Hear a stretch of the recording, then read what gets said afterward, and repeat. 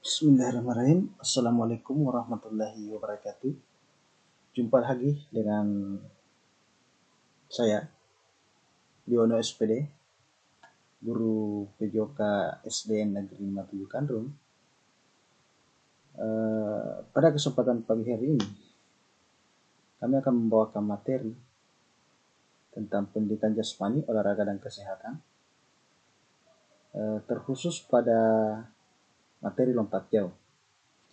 Anakku sekalian yang kami banggakan, tentu di pagi hari ini saya ingin menyapa anakku, semoga tetap sehat dan ceria selalu.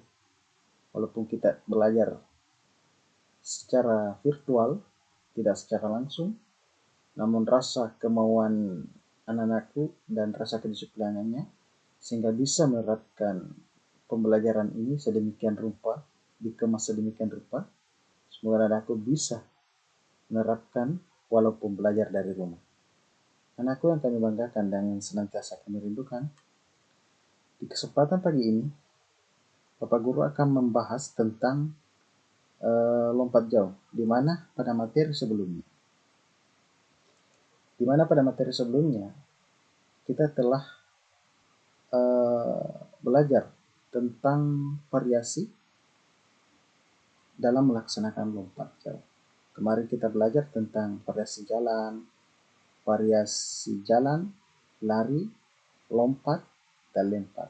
Nah, di pagi hari ini kita terkhusus pada materi lompat jauh, di mana kita ketahui bahwa di nomor lompat itu terdiri dari 4, ya, ada 4 anak sekalian.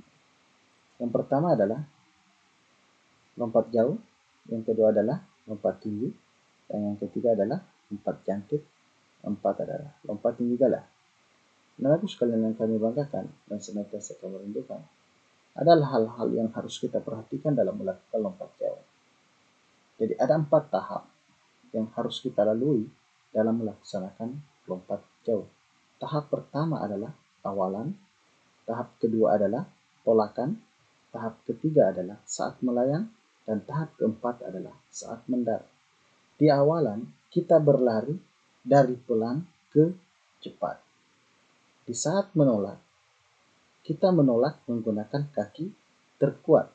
Artinya kita menolak dengan bertumpu atau menolak pada papan tolakan yang telah disiapkan dengan satu kaki, dengan menggunakan kaki yang terkuat. Yang ketiga adalah saat melayang di udara. Di saat melayang di udara itu, disitulah kita perlihatkan gaya apa yang kita gunakan. Nah, di dalam lomba, kita mengenal 3 macam gaya dalam lompat jauh. Pertama adalah gaya tak atau gaya jongkok. Yang kedua adalah gaya hanging atau gaya menggantung atau gaya melinting. Yang ketiga adalah gaya berjalan di atas udara atau walking in the air. Nah, anakku sekalian yang kami senantiasa rindukan, di pagi hari ini kita terkhusus pada atletik nomor lompat, yaitu pada lompat jauh. Nah, di tujuan pembelajaran kali ini adalah kita harus mendeskripsikan kombinasi gerak dasar jalan, lari, lompat, dan mendarat pada olahraga lompat jauh. Yang kemudian tentu anak-anak akan mampu memperhatikan kombinasi jalan, lari, lompat, dan mendarat dalam olahraga lompat jauh. Nah, anakku sekalian yang kami senantiasa rindukan dan senantiasa kami banggakan, ada hal-hal yang harus kita perhatikan dalam sebelum kita melakukan lompat jauh. Yang pertama itu harus kita menentukan titik awal sebelum melakukan kombinasi jalan dan lari.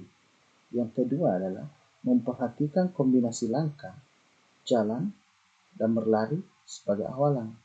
Yang ketiga adalah melakukan kombinasi jalan, lari, bertumpu atau menolak, dan melompat. Yang keempat adalah memperhatikan sikap badan di udara, melayang di udara dengan memperlihatkan gaya apa yang akan kita lakukan. Yang kelima adalah memperhatikan posisi kaki dan badan saat mendarat di atas pasir. Nah, anakku sekalian yang kami banggakan, Keempat tahap dalam lompat jauh itu, yang pertama adalah awalan. Kita mengambil awalan beberapa meter dari papan tumpu. Kita mulai berlari secara pelan, kemudian cepat. Yang kedua adalah saat bertumpu dengan salah satu kaki di papan tumpuan. Ya. Yang ketiga adalah saat melayang di udara. Di saat melayang, kita memperlihatkan gaya apa yang kita lakukan. Nah, terus pada lompat jauh kali ini, anak-anakku sekalian bisa menerapkan lompat jauh dengan menggunakan gaya tuck atau gaya jongkok. Nah, di saat mendarat itu diusahakan mendarat dengan kedua kaki dan julurkan kedua tangan ke depan.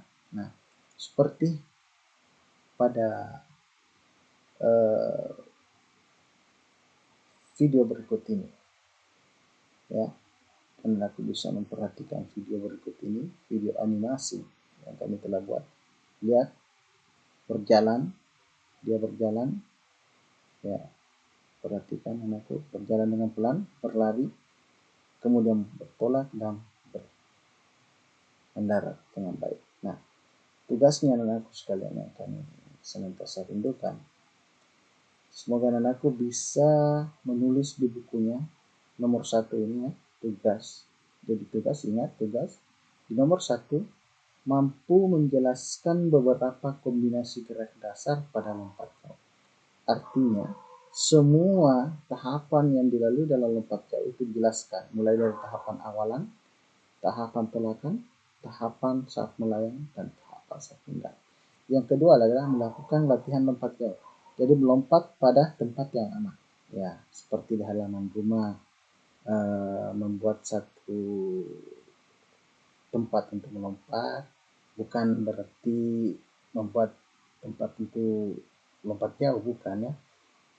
Membuat saja satu garis batas, ya, digaris saja menggunakan kayu dengan papan tolak dengan berupa garis juga, kemudian mencoba melompat saja ke depan, ya. Seperti itulah penerapan lompat jauh dilakukan di halaman rumah. Jadi membuat satu gerakan melompat ke depan, mengambil awalan, bertumpu, saat melayang, dan saat mendarat menggunakan kedua kaki. Jadi seperti itulah tugasnya. Semoga di kesempatan pagi ini dapat bermanfaat bagi anak-anak sekalian. Saya kira pembelajaran di pagi hari ini cukup sekian. Wabillahi taufiq wal hidayah. Assalamualaikum warahmatullahi wabarakatuh. Semangat belajar. Salam olahraga.